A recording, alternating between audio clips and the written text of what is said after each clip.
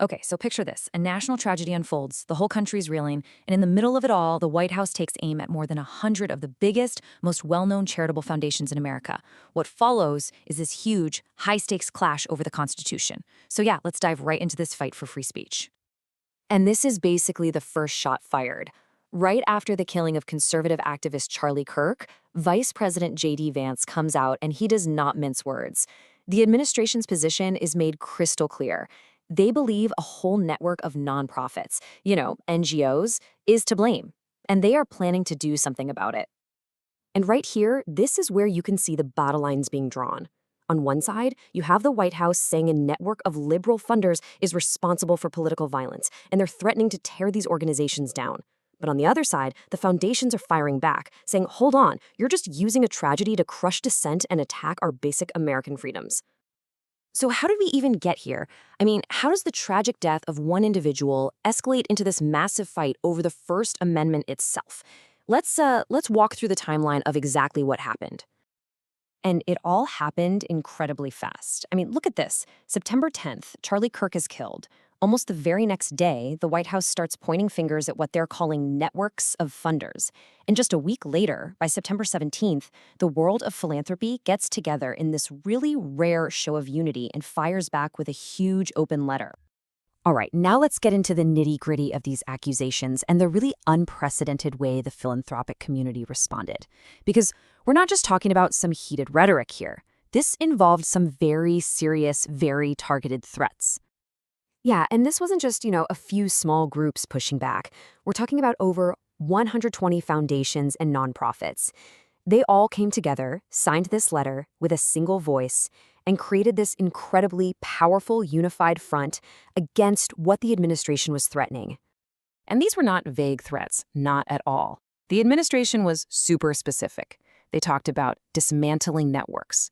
They named names, big ones, like the Ford Foundation and Open Society Foundations. They even floated using the RICO Act. I mean, that's a law designed to prosecute mob bosses, and maybe even labeling some of these groups as terrorist organizations.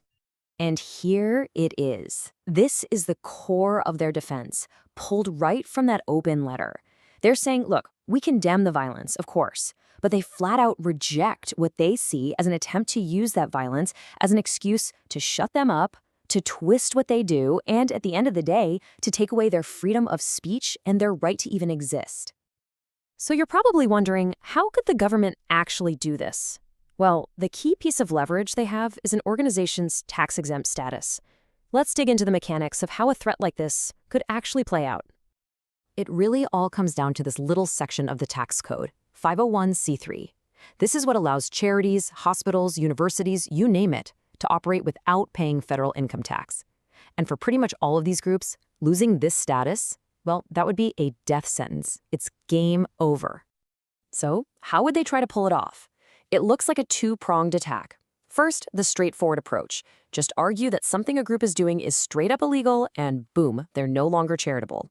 But the second, and this is the trickier one, is to argue that even if their work isn't illegal, it goes so far against public policy that they don't deserve to be tax exempt anymore.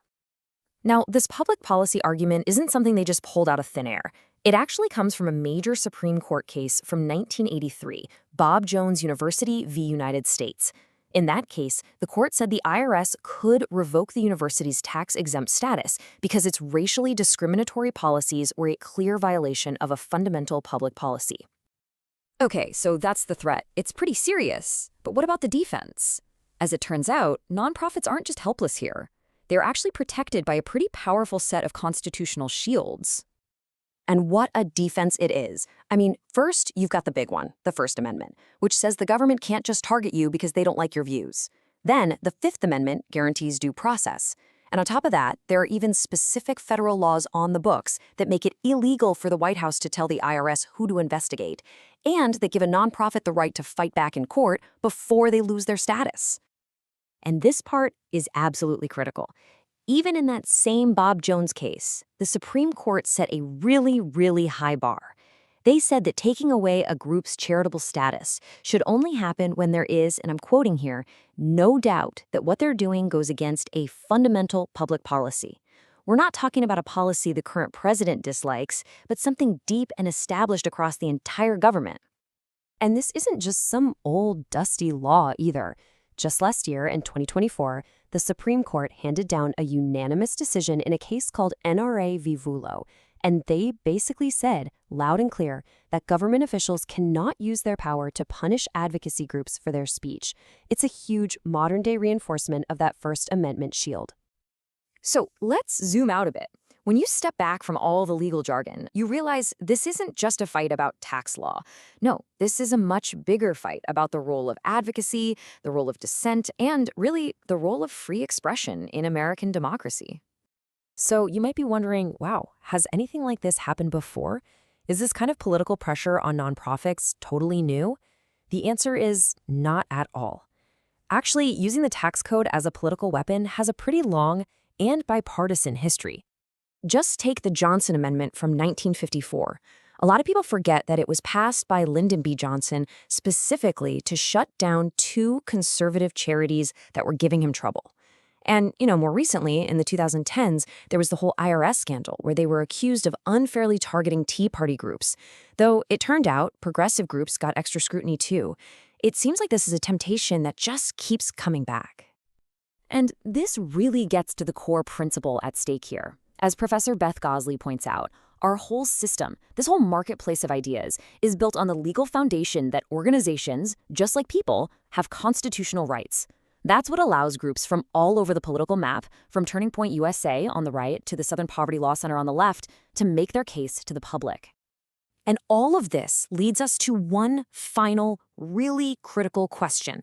It's a tension that exists in any real democracy. In a country that is built to protect free speech, even speech we might find totally offensive, where do we, as a society, draw the line? Where does protected advocacy end and prohibited activity begin? That's the question at the absolute heart of this entire battle.